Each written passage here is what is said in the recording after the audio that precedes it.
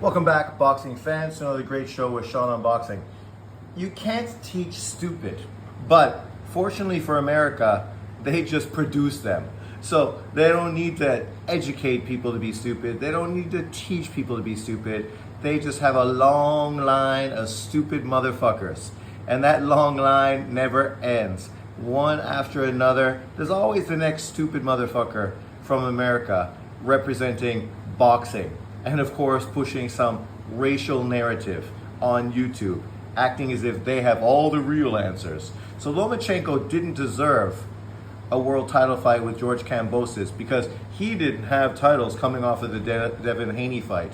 Yet, the Devin Haney fight was a controversial loss, and every single sanctioning body kept Lomachenko their number one rated fighter after that loss, putting him in position to instantaneously either get a rematch or get an open, vacant title fight when Devin Haney dropped his titles, which is exactly what happened, right? Let's think about Errol Spence. What belt did Errol Spence have at 154 pounds? The question is, Errol Spence never had a belt at 154. Errol Spence was never a 154-pound world champion. So, acting as if what he did at a different weight somehow means something at a new weight, coming off of a terrible knockout loss, so much so that 2 years later, the dude still hasn't been back in the ring. We're gonna act like somehow he is more deserving than Lomachenko. Lomachenko lost a controversial fight to Devin Haney at 135, got a vacant title fight at 135. Errol Spence got fucking the shit beat out of him at 147 and somehow was in line to get a world title fight in his first fight back after 2 years of inactivity after getting his ass beat up and knocked out at 154 pounds. Mic drop. That's all I need to say. But this brings up an interesting point. So this clown, this retard, this guy with below fucking average IQ came out with once again another video talking about how Andy Cruz is going to be more successful in the pros than Lomachenko. The dude's almost 30. He better fucking get on the ball because he's going to earn his world title fights. He's going to be like 30 fucking years old, 31 years old before he wins his first world title. Lomachenko was already a 3-weight world champion at that age. But okay. So Andy Cruz is going to be a better pro, a more successful pro than Vasily Lomachenko. Vasily was already more successful in his first fight in the pros than Andy Cruz is after 7. So I don't know how that's going to work out, but okay. Let me give you the counterpoint. Andy Cruz is going to have a more successful career than Tank Davis. This clown talked about how Lomachenko never earned a world title fight. Well, let's go back and really look at things. How did Tank Davis earn a world title fight against Jose Pedraza? Who had he beaten to allow him to get a world title fight versus the IBF super featherweight world champion, who at the time was 22-0? Do you think beating Mario Macias 28-18 in the fight before the Pedraza fight somehow earned him a world title fight? Or maybe a fight versus Guillermo Godinez, who was 15-5. Did that somehow earn him a world title fight? Or maybe the Luis Sanchez, 17-4-1. Did that earn him a world title fight? Or maybe Cristobal Cruz, 40-18-4. Did that earn him a world title fight? Or maybe Decky Delay, 8-1. Or potentially Alberto Mora, 5-3. These were the kind of opponents that Tank Davis was fighting before he got a world title fight against Jose Pedraza. Already, Cruz's resume before his first world title fight is better than Tank Davis. Without a shadow of a doubt. I would debate anybody on that. It ain't even fucking close. Cruz's level of opposition is fucking worlds better than Tank Davis before he got his first world title fight. Then let's think about when he got his next legitimate world title fight. That's literally when he was elevated to the WBA title after Devin Haney dropped his title. Very similar to Shakur, who got a vacant title fight. Very similar to Lomachenko, who got a vacant title fight. Very similar to Baranchyk, Lomachenko's countryman, who had a vacant world title fight against Navarrete. Tank Davis didn't have to fight anyone. He was just elevated by the WBA, not beating anybody. Literally, he's never beaten a world champion at 135 pounds. Never.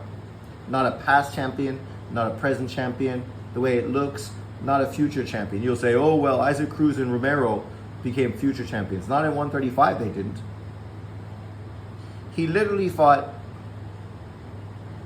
Gamboa, went down in weight, went up in weight, then fought Isaac Cruz, a replacement opponent, then Romero, then 130-pound champion, then 140-pound fighter being pulled down, and then Frank Martin. By and far, the best 135-pound fighter of his career.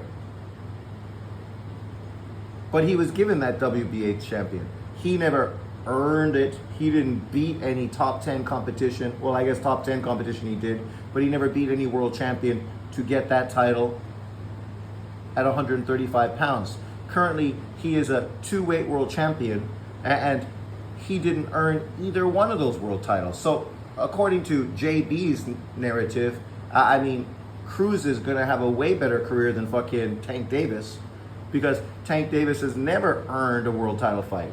Never. And interestingly enough, nobody brings this up and nobody hates on him for this blatant racial double standard. Once again, you know, Lomachenko, it's ironic that video was made about how Andy Cruz was going to be a better pro than Lomachenko, but yet the whole video was just shitting on Vasily Lomachenko. It wasn't really building up Andy Cruz, because there's nothing really to say about fucking Andy Cruz. Andy Cruz just fought some unknown Japanese fighter nobody's ever watched, nobody's ever heard of. Did that earn him a world title fight at 135? Right? Does that earn him a fight versus Raymond Muratalla? Because literally nobody knows who the fuck that Japanese guy was. The guy that Muratalla beat, people know who he was, Abdurov. We've seen Devin Haney fight him to win his WBC baby belt, right? So that guy's been involved in a similar situation before. We know who he is. We're familiar with him. We've seen him in similar situations. This Japanese guy that Andy Cruz fought, nobody knew who the fuck he was. Literally nobody. Let's go back to the other title at 130 that this Tank Davis won. So Tank Davis, right, fought, I'm trying to think which of these fights was listed, because Davis was stripped of his IBF title for missing weight. It's ironic because people are shitting on Keyshawn Davis for losing his title by missing weight. But in 2017 against Francisco Fonseca, Tank Davis was stripped of the title after missing weight. Title on the line for Fonseca only, who obviously got stopped in the 8th round. But Tank Davis didn't get that IBF title.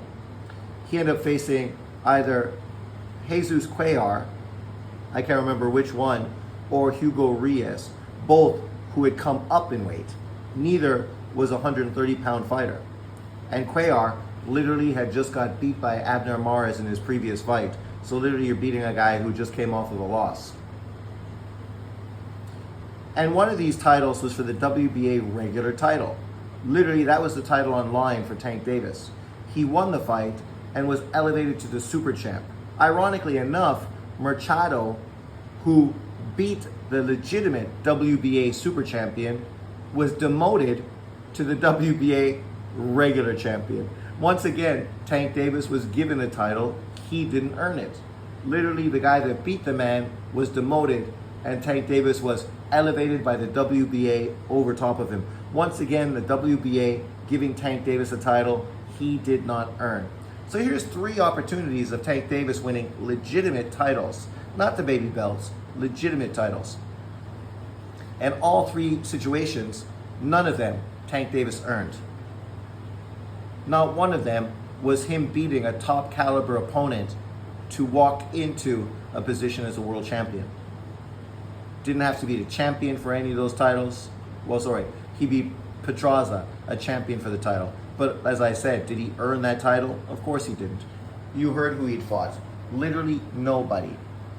Andy Cruz, on the other hand, I mean, let's put this in point. Andy Cruz is a two-time Olympic gold medalist, so obviously his amateur pedigree far exceeds Tank Davis. Right now, Andy Cruz is currently 6-0 with 3 knockouts, 29 years of age. So that guy better get his ass moving. But the level of opposition he's fought is leaps and bounds better than Tank Davis. He fought Burgos, 35-7-3. Then he fought Straffen, 26-5-1. Rodriguez, 14-2. Moran, 36-1. Gamez, 20-1. And then Mishiro, 17-1-1 in his last fights. Those were all the people he fought to put himself in position for that IBF title. And we know the IBF. If you're in line for the IBF title, in most cases, you're going to get the opportunity. Unless, of course, the guy you're trying to fight is a PBC fighter. And then, yes, you'll have to wait for years before you finally get your opportunity. Luckily for Andy Cruz, the champion currently is a top-ranked fighter. So you know the IBF is going to push that forward, potentially strip Muratalla to give Andy Cruz the title. But here you go. So it's plain to see for anyone that pays attention that Andy Cruz has earned his fights far more than Tank Davis. So according to John Boxing's logic, it would seem obvious that Andy Cruz is also going to have a better career than Tank Davis. Let me know what you think. Leave your comments below.